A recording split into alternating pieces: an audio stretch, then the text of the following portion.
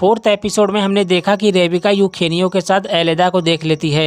एलेदा के साथ साथ यूखेनियो भी रेबिका को देख लेता है और अब रेबिका वहां से निकलकर सीधा ऑफिसर सोलाना के पास आती है। रेबिका ऑफिसर सोलाना के पास पहुंच के उनसे कहती है कि क्या तुमने सच में एलेदा तुर्कानो की डेड बॉडी देखी थी। सोलाना बताते हैं कि हाँ, मेरे सामने ही तो यूखेनियो और एलेदा की माँ उसकी डेड बॉडी को लेकर गए थे। तब रेबिका कहती है कि जिसे मैंने यूखेनियो के साथ देखा इसका मतलब वो टमारा है। अगले शॉट में हम देखते हैं कि यूखेनियो के प्लान के मुताबिक टमारा, जो कि एलेदा तुर्कानो बन के यूखेनियो के साथ ऑफिस गई होती है, अब वो कंपनी का पूरा शेयर और साथ ही कंपनी यूखेनियो के नाम कर देती है और साथ ही वो अपना इस्तीफा भी दे देती है। बोर्ड मीटिंग खत्म होने के बाद यूखेनियो टमारा से बोलता है कि क्या तुम उसे जानती हो। टमारा बताती है कि नहीं, मैं उससे पहली बार मिली हूँ। इनकी सारी बातें रेबिका और ऑफिसर सोलाना अपने कार में से सुन रहे होते हैं। तब रेबिका बोलती है कि यूखेनियो टमारा से कब मिला। अभी यूखेनियो के पास एलेदा की मॉम आ जाती है और वो टमारा को देखकर बिल्कुल शॉक्ड हो जाती हैं। अब वो यूखेनियो से कहती हैं कि मुझे तुमसे बात करनी है। वही दूसरी ओर हमें रेबिका को दिखाया जाता है, जो कि ऑफिसर सोलाना से कहती है कि तुमने देखा,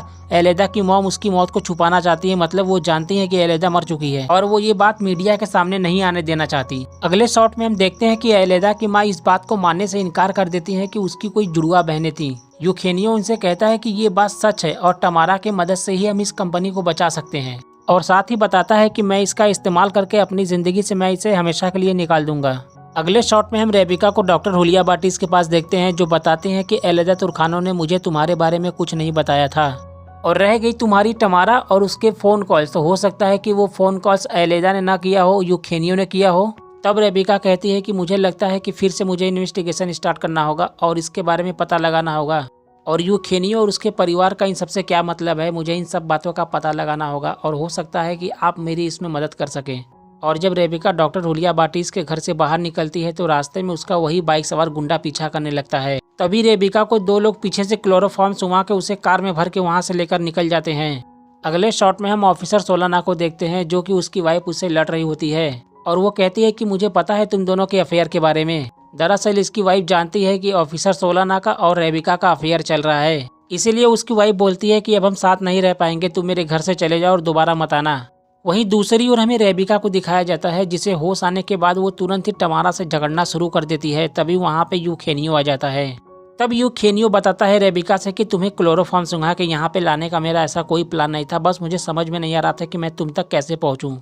और अब इन तीनों में बहस होना शुरू हो जाता है। तभी यूखेनियो को कॉल आ जाता है और वो बात करने के लिए थोड़ी दूर पर चला जाता है।